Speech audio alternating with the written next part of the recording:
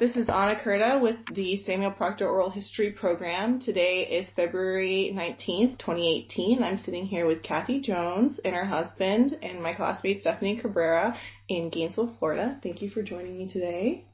So first we'll start with the first question. When and where were you born? I was born in Chicago, Illinois on December 11th, 1941. Okay.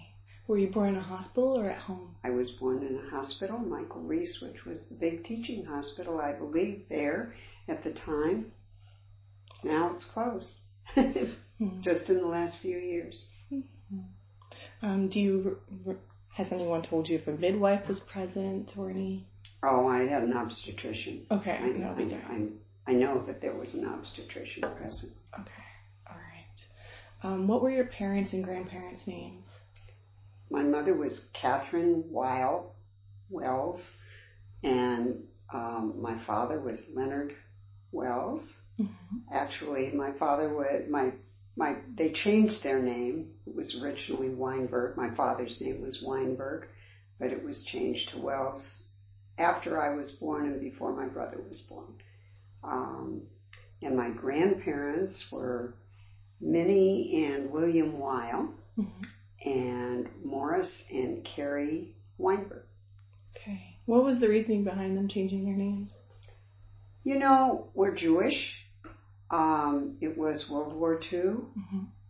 I think that they felt that career-wise it might benefit to, I think my mother felt that, and my father went along with it. Mm-hmm. Okay. Where are they from, your family from originally? Pennsylvania. I go back about 4 generations in the United States. Okay. So my mom was born in Pennsylvania. My grandmother was born in Ohio. One grandmother in Ohio, one grandmother in Missouri. My dad was born in Chicago. I'm not sure about my grandfathers, but in the United States. Okay. And what did they do for a living, your parents? My mother was a social worker, worked full-time while I was growing up, which for that era was not real common. Mm-hmm. Sure. And my dad was an attorney. And what about your grandparents? My mother's father owned a candy store distribution business, probably a tobacco shop. But that kind of miscellaneous. It was, I believe, quite successful. Mm-hmm. And my father's father was also an attorney. My father practiced law with his father initially. So it ran in the family. Mm-hmm. What kind of law did they practice? Family law, real estate law, not corporate. Mm-hmm. It was individual. I don't think that, I don't know this for sure, but I don't think there was as much real specialty law as you see now. Certainly mm-hmm. attorneys weren't advertising, for instance, but I know that they handled family matters, and I know that they handled real estate matters for sure. Mm-hmm. Okay. Did you have any siblings? I have a brother, also an attorney, although he was a corporate attorney. Okay. What is your earliest memory? Earliest memory. That's really, really hard. I guess my earliest memory is of a winter trip that I took. My family didn't get to go on trips very often. And I was about 6, and my brother was 2. And we lived in the suburbs of Chicago, and my father and my parents planned this trip. I believe it was Wisconsin. So a few hours away, mm-hmm. And my brother got sick, and my mom stayed home with my brother, and I went with my dad. They must have had non-refundable reservations or something, or felt like they told me about it. And what I remember is tobogganing. Cool. I remember being with my dad on this toboggan, flying down this hill. That's awesome. That's the earliest specific. I mean, memories are a funny thing. I see pictures. So I have a picture of holding my baby brother, But I can't tell you I really remember that. I just remember the picture and hearing stories about it when I was younger, but I don't really remember it. I see. Okay. And you said you grew up in the Chicago area.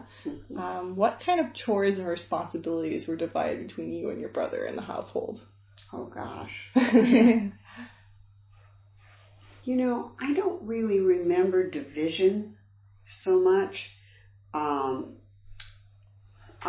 did things, I helped with dishes. I had to clean my own room. I suspect he had to clean his own room. We weren't, we didn't have somebody.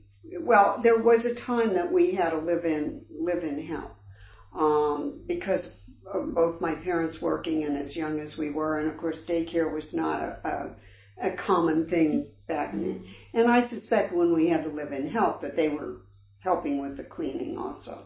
But I also remember in my later years when we didn't need live-in help for little kids, that we all did everything. We didn't have anybody cleaning our house or whatever. We did it. So I just had my responsibilities to earn my allowance. I cooked with my mother. I don't remember cooking for the family, like having dinner ready when she came home. My mother did everything. Wow. She was one of these people. She did everything and she did it all perfectly. What was your relationship like with your mother? Were you very close to her? I wouldn't say we weren't close. We had a little bit of a difficult relationship because we were both pretty strong personalities.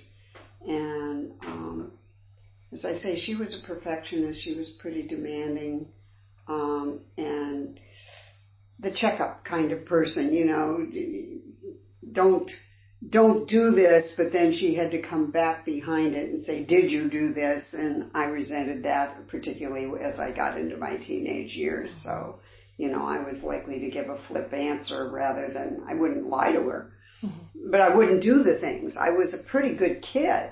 I just resented her following up and having to ask again. So we had a little bit of a difficult communication kind of relationship, but it didn't lack love. How about with your father?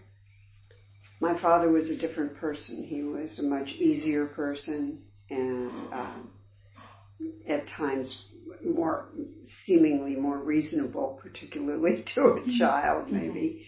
I had a wonderful relationship with my father. It was just, he was very loving. And both my parents were very loving. And both of them did amazing things to see that we got to do things that normally a family of our income level wouldn't have been able to do. So that was very interesting. When we lived in Highland Park, Illinois, which was a pretty affluent suburb, we lived like 9 houses away from the border to the next town, which was not affluent, but we were in Highland Park, so we got to go to the Highland Park schools and things like that. They planned really, really carefully to somehow manage within their budget and yet give us opportunities that we wouldn't have had otherwise. Okay. So you answered some of these questions.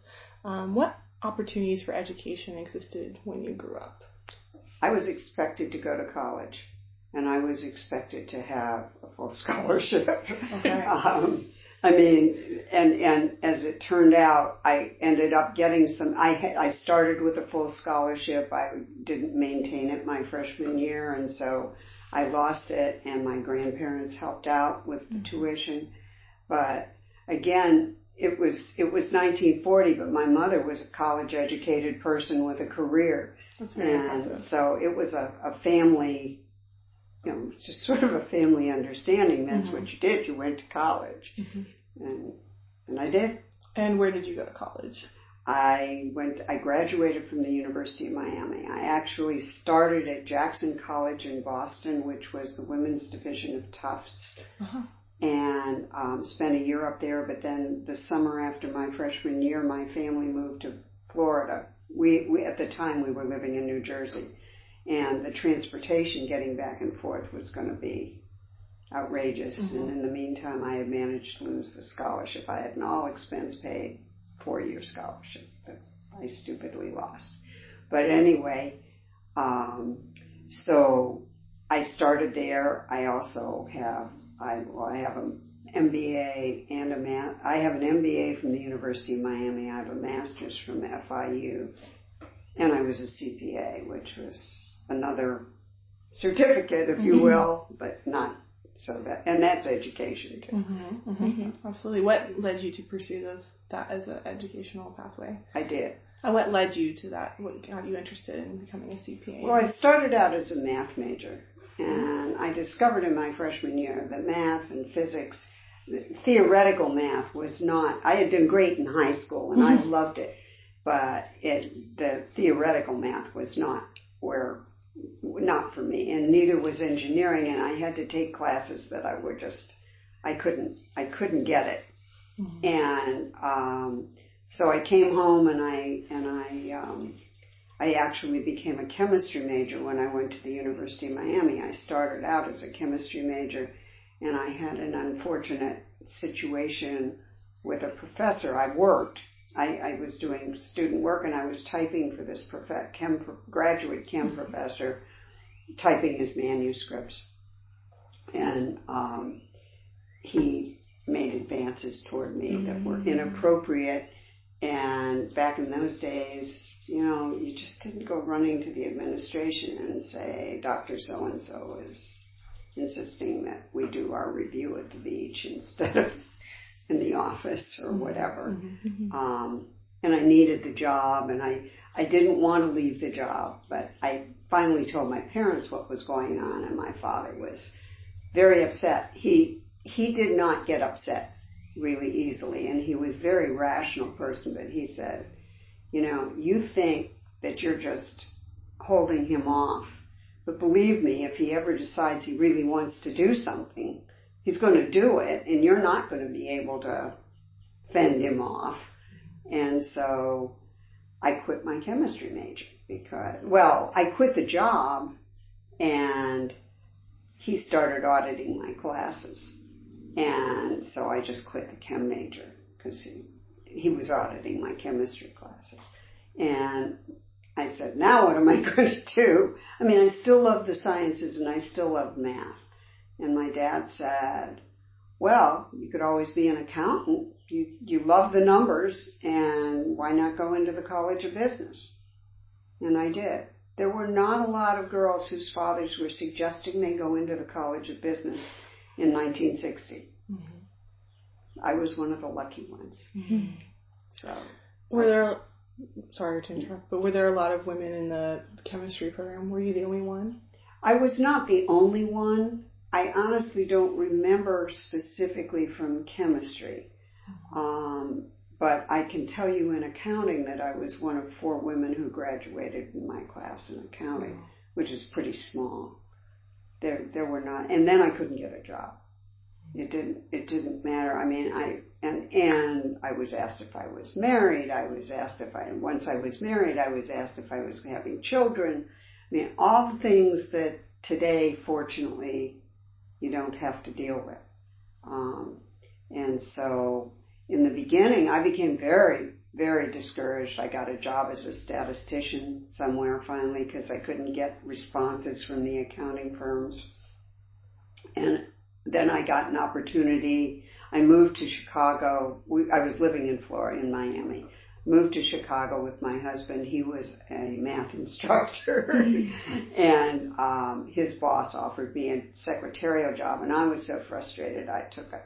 I just, he offered it to me sight unseen, trailing spouse kind of thing. And when I got there, I was not happy in that job for lots of reasons, not the least of which was a secretary wasn't what I wanted to be. Right.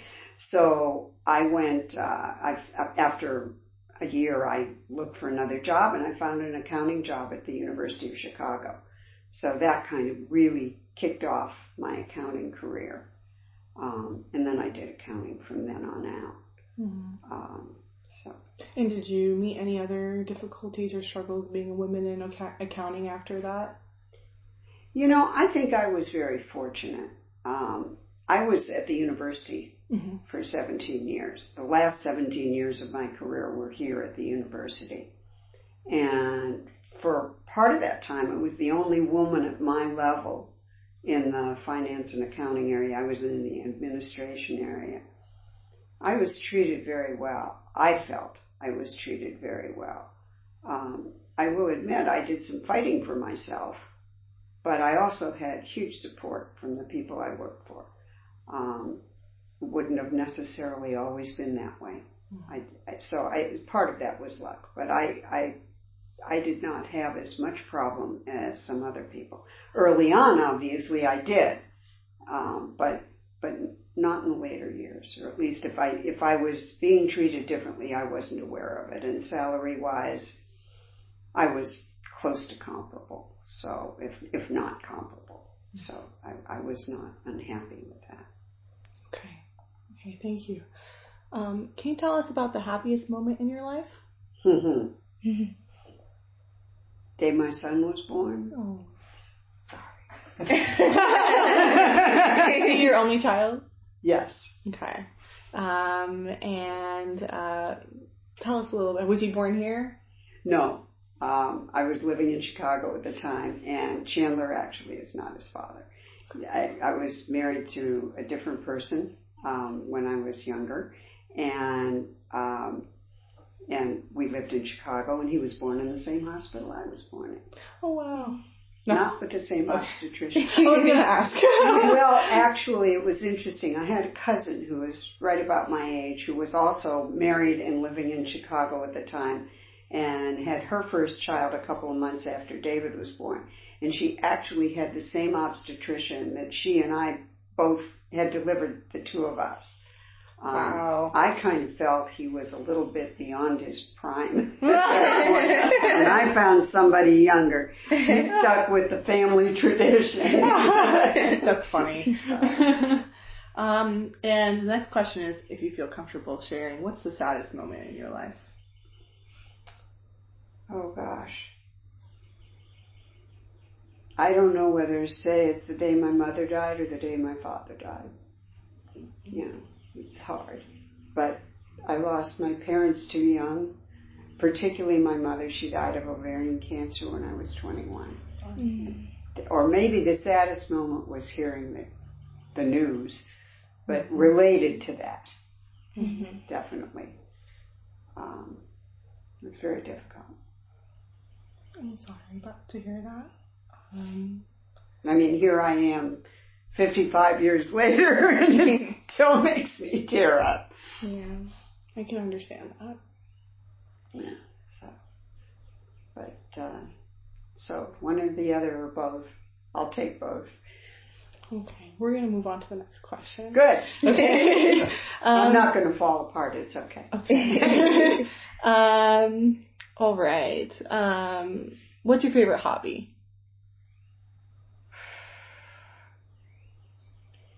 Well, right now, probably bridge. Although I don't know if that's considered a hobby, really. I enjoy playing bridge a lot.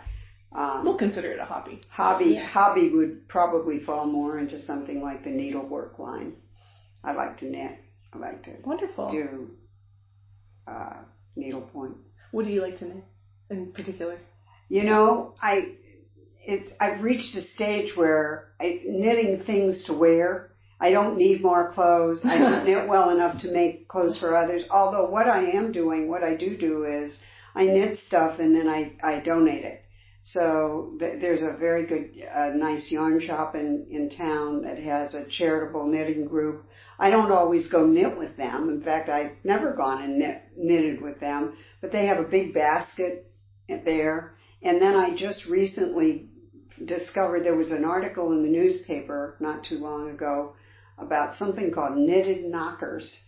And they are knitted inserts for bras for women who have had breast cancer or have had mastectomies. Mm-hmm. And this is the outside, and then they get stuffed with some kind of, and so I started doing that.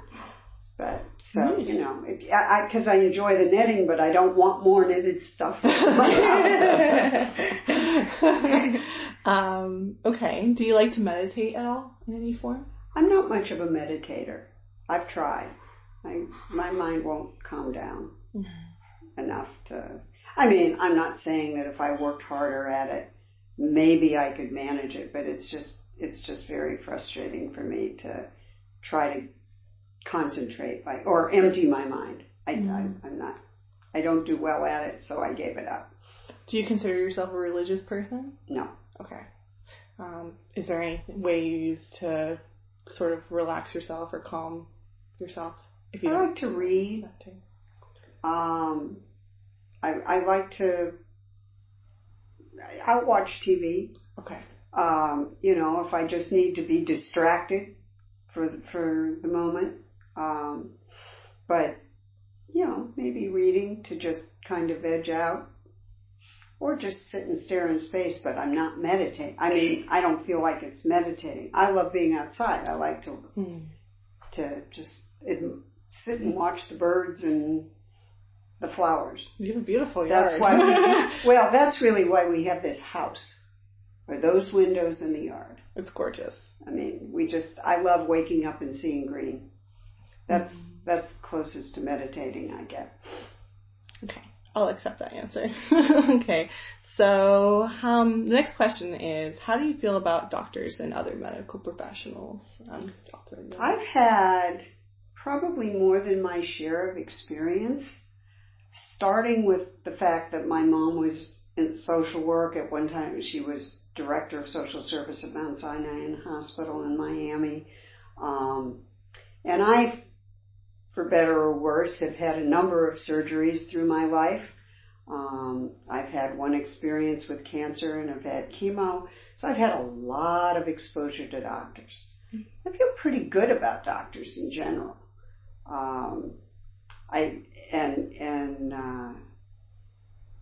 I think that it's interesting that you're doing this project, because my biggest concern is now we've reached the stage where our doctors are beginning to retire.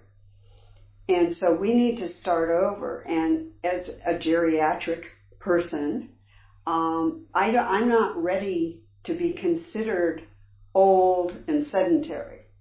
I'm active. Mm-hmm. I took up golf at 70. I'm terrible at it, but I go out and I play it. I played tennis until probably 10 years ago. I'm on that treadmill every day. I go to the gym. We travel. We do, and when we travel, we like national parks. We're not as much museum people as we are outdoor people. I worry about going to a geriatrician and having them just wanting to maintain me. As long as you're not in pain, it's okay. You're getting old, and I worry about our health system and how its attitude toward the elderly is going to evolve. We're expensive. We're expensive to maintain. There's no question about it. So are we going to become a liability? Is the interest in, just for an example, okay, so I have non-Hodgkin's lymphoma. It's totally in remission. I have had no sign of it for 6.5 years now, which is a really good thing. But it could come back. And if it comes back, I don't want to be told you're 76 or 80 or 85 or whatever. We're not going to bother with chemo. It's your time. Just wait it out and it'll be okay. I want proactive, keep me healthy, keep me going, keep me doing these things, kind of care. And so I love what you're doing, because I know how I felt at your age. I said that the obstetrician was too old. I have no idea how old that man was. For all I know, he may have been 50. I was 25. I thought he was old, right? I mean, unlikely he was 50 because that would have made him 25 when he delivered me. But maybe he was 35 when he delivered me, in which case he was 60 and fully competent, I'm sure, to deliver another child, right? So our perception is very different when we think of what's old, and it changes as time goes on. I agree. In here, I don't feel any different than I felt 50 years ago. I look in the mirror, I see somebody who looks different, but I feel the same, and I have the same thoughts. I can't always carry them out. I'm not as strong as I was. I don't have the energy. I can't do a 10-mile hike. I can do a 3-mile hike or a 5-mile hike, whatever. I don't do uphill as well as I used to, that kind of thing. But you don't change inside. In your brain, you're just still the same person. And that's a kind of a hard thing to reconcile sometimes. There's lots of things that sound really good to me. Oh, yeah, I want to do that. And then I realize, maybe I'm not going to be doing that. Maybe that's more than I can take on. But I want to maintain as well as I possibly can. Okay. All right. And as young medical students, I guess we're almost at the end, do you have any advice to give to us that you wish your doctors would have known throughout your life? Well, I think that it's already happening in terms of activity and exercise. Nobody was telling us, get out and walk, get out and do these things. 10,000 steps, whoever heard of 10,000 steps? It wasn't. So I think that I think you're going to see patients who are going to grow far older than we're going to grow, because medical care is so good and we know so much more about how to take care of ourselves. People are living a lot longer. This is a good thing. Get to know your patient a little bit, not just the broken arm or the cancer or whatever it is. If you can find out where that patient's mindset is and what kind of things they do like, that's an advantage, because you can gauge how you advise them by playing on what will turn them on, if you will. That's okay. If you were to give advice to your younger self, what would you say? Oh.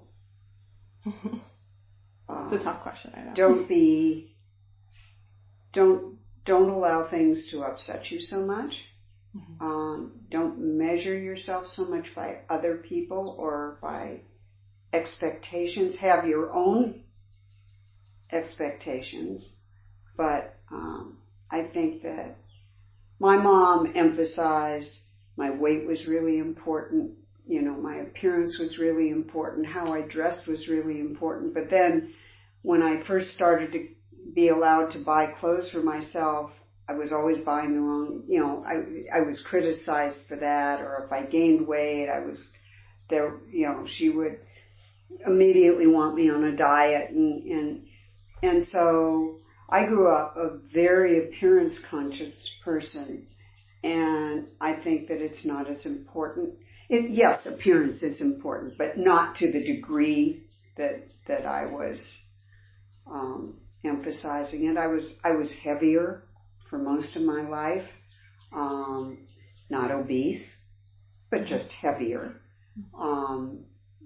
and never seemed to manage to get that under control, but was always terribly conscious of what size clothes I was wearing, and that the person, I had a funny experience with a coworker in much later years, but she and I both walked into the office one day in the same suit. Mine was black, hers was purple, but it was the same suit. And mine was a 10 or a 12, and hers was a 4. I was always conscious of that. Ironically, today the tables have totally turned. She would wear the 12 or more, and I am wearing the 4. But who knew? But I just think that was probably, it's your inner self, and I don't think forgiveness is the right word. Understanding maybe more, not to be quite so judgmental, not to let things anger you so easily. Mm-hmm. Things aren't black and white. There's a lot of gray in there. Right. Do you think that your self-image impacted your interpersonal relationships in your adult life?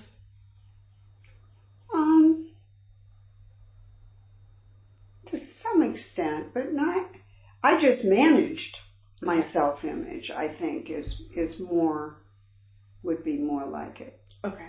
I just made sure I was always dressed the way I thought I ought to be dressed. Mm-hmm. I mean, I laugh now because a job interview that I went to, which was actually where I met my husband, not at the job interview, but at the job afterwards. I remember going the first day to this job, and I had this dress that I just thought the world of. And I thought it was absolutely the perfect thing to wear. And, 20 years later, looking back at that dress and saying, what was I thinking? That probably wasn't the perfect dress. Today, I look at it and I'm not so sure that it wasn't the perfect dress. Styles were different. Mm-hmm. And it was just kind of interesting as how you look at yourself at different stages in your life. Oh, absolutely. Maybe I wasn't as bad as I thought. On the other hand, I've got pictures of myself and I was worse. I thought this was really sharp, and I'm looking at it now and thinking, you had no business in that outfit. Can you tell us a little bit more about how you two met?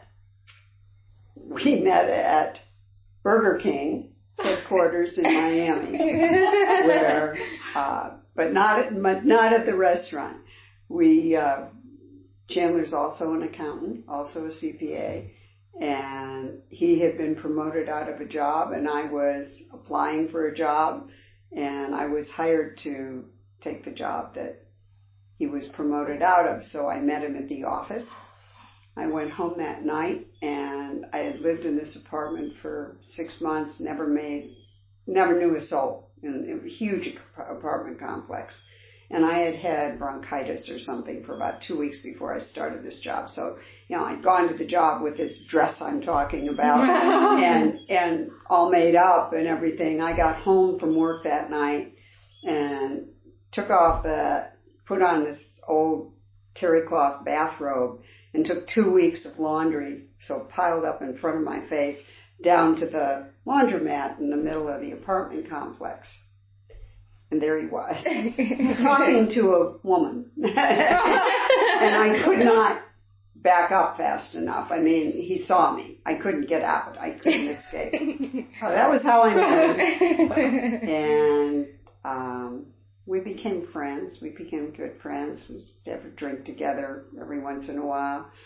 And then eventually started dating after about 4 months. And dated for 10 years. Wow. And then got married. And that's how I got to Gainesville, because he at that point had moved to Gainesville and I was still living in Miami.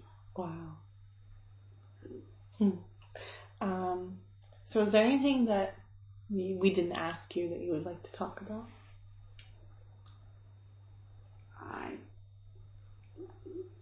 Well, I know what Chandler would like me to tell you. So I will tell you. So what we do for what I wouldn't say our hobby, our bucket list, was that we wanted to see all the national parks. Oh. And last year, we have now seen all but one. And we have a brother-in-law, as it turns out, who we didn't know how this came about until we asked the newspaper why they wanted to interview us. Oh. And it turned out we have a brother-in-law in Tallahassee who called the local newspaper called the Sun and said, my brother-in-law lives in Gainesville and he's seen all the national parks and you really ought to interview him. 58 stops. It was December. Everybody was gone. So they came out and interviewed us. I mean, he didn't have a connection. He just called. And so we got our picture on the front page of the newspaper and a nice article. Mm-hmm. But it is something that we did and we're passionate about. Our national parks are just such a wonderful opportunity. We have such a beautiful country, and we've been fortunate enough to do some traveling around the world. But keep coming back and saying, why do we go around the world when we've got this at home? Mm.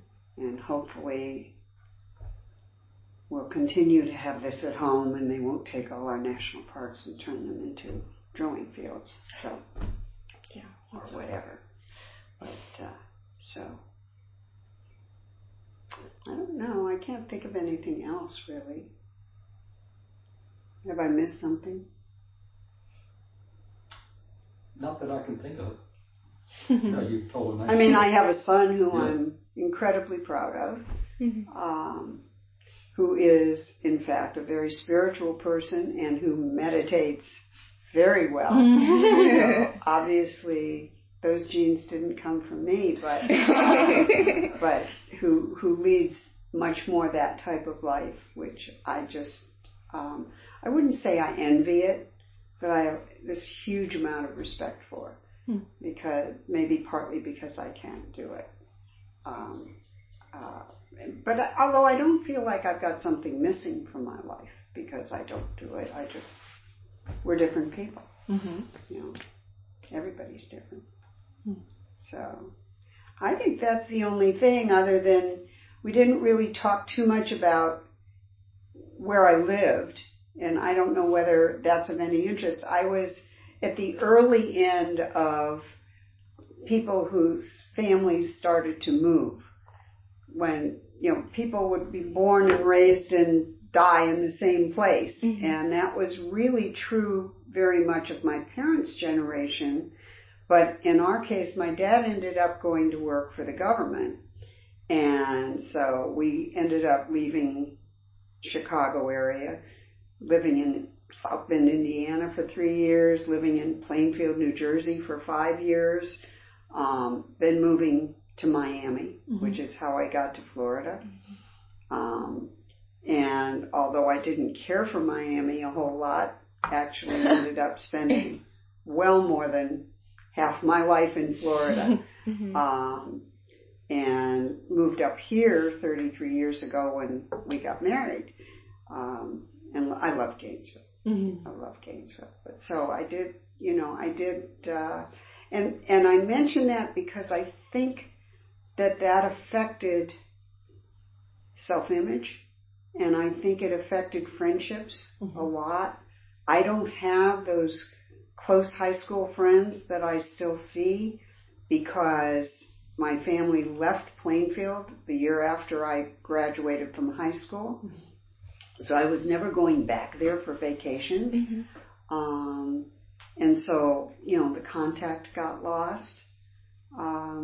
I was a townie at the University of Miami, which may or may not have influenced the fact that I only had a couple of really good friends there.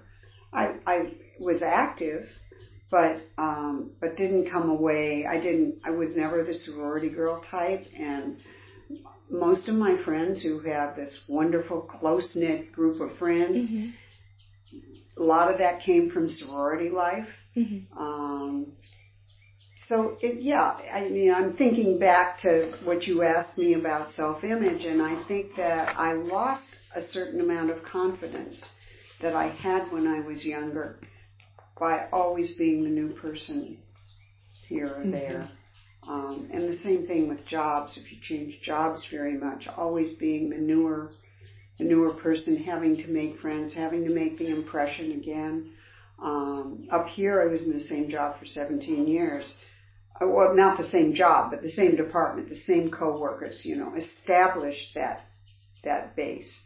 But I think for me that had a lot to do with self-image. Always try, and I'm basically a pretty introverted person. Once I know you, I can talk for hours, but if I go to a party and I don't know anybody, unless other people come and approach me, I will leave not knowing anybody.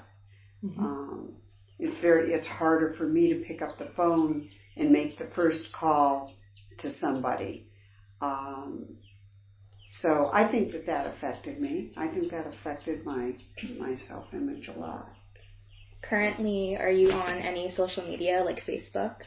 I am on Facebook, but I only use it because I like to see. I have a great number of nieces and nephews. My side of the family is very small. Chandler's side of the family is very large, and we have lots of nieces and nephews, and lots of great nieces and nephews.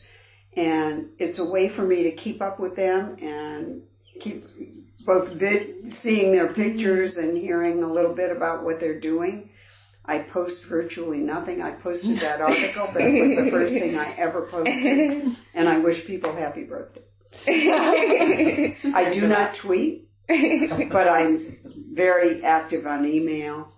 And, we have cell phones. I text. I'm sort of the go-to person for a lot of my generation of the family. If they can't figure out why their phone's doing this or they can't figure out why their computer's doing that, they call me and say, "Oh, this isn't working." It sounds like you've been able to adapt to technology pretty well. I have. Yeah. I have. I'm as adapted. I could tweet. I just don't have an interest in tweeting. Okay. I mean, it's not like and enough, for me, enough is enough. I don't like the fact that I am really allowing my life to be run by electronics. We feel like when we get an email, we have the answer now. When I got a letter in the mail, I didn't do that.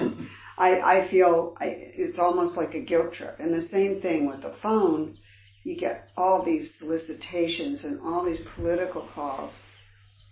And so I had to learn to just not answer.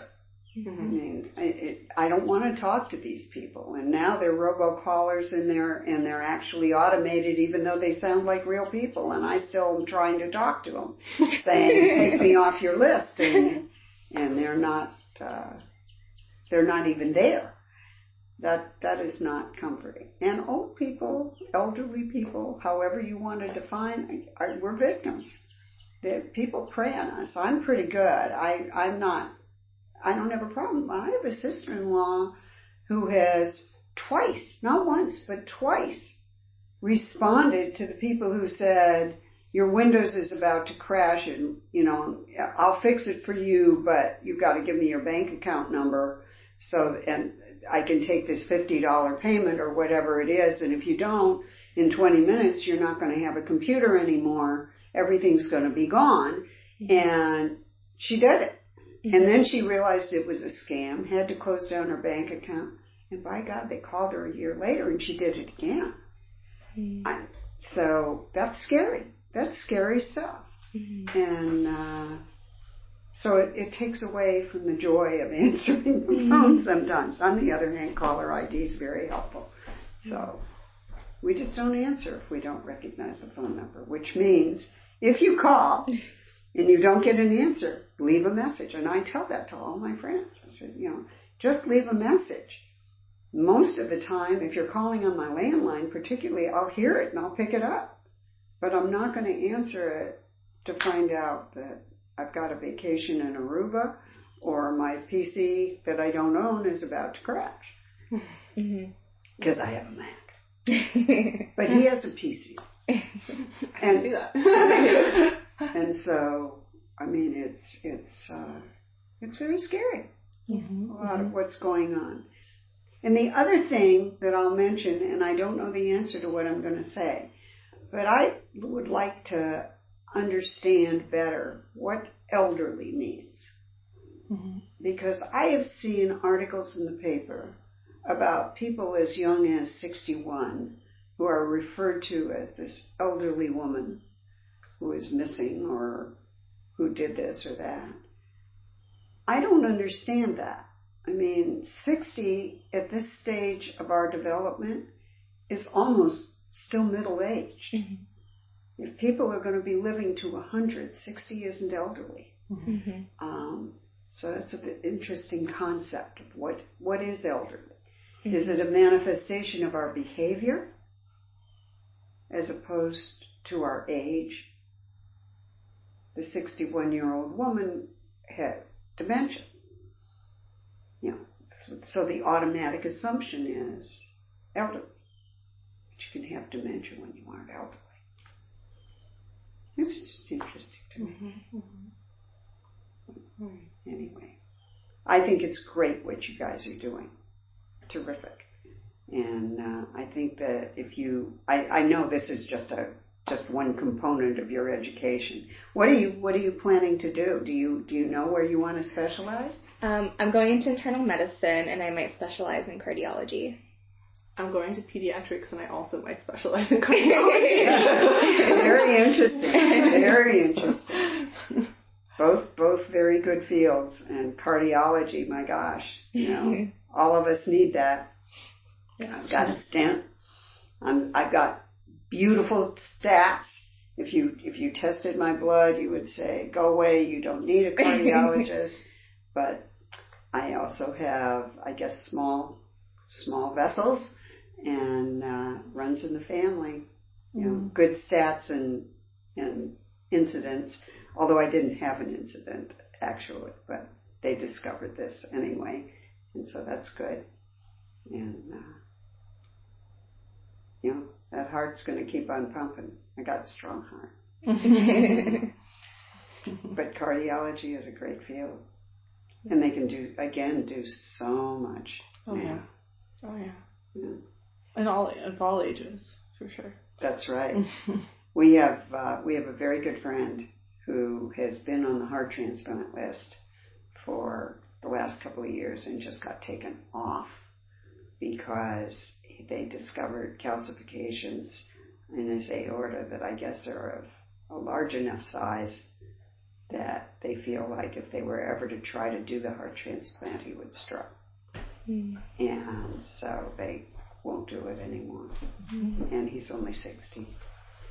And it's, that's really, really hard to hear that's happening, particularly because every MRI or CAT scan, whatever it is that would show up calcifications, I'll see on the report that I have calcifications in my aorta.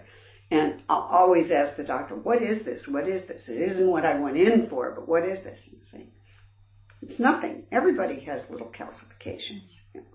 Yours are not an issue, but my friends are an issue. So, just, And the other thing is keep your clients educated, or your patients educated. Education is a wonderful thing. If we understand what's going on with us. You asked about advice. I'm going back there. If we understand what's going on with us, instead of just being told, okay, you've got whatever, take this pill, you'll feel better. An explanation of whatever is and how it affects you and how that pill is going to make a difference. That means a lot. Now, I'm sure there are people around who don't want to know or don't understand. But I think the majority of people, particularly if you can find simple examples or to give them correlate, something that's similar that they can relate to. That's really, to me, that's really helpful. It takes a lot of the fear out of things, understanding. I like to be fully informed. I think that's wise. Yeah. That's what this patient liked. All right. Anything else? Have we done? I don't know of anything else. I can't think of anything else. I think you've covered the bases very well. Okay. Alrighty. Well, thank you.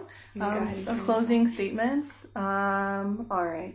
On behalf of the Samuel Proctor Oral History, again, thank you again for allowing us to interview you. You are most welcome.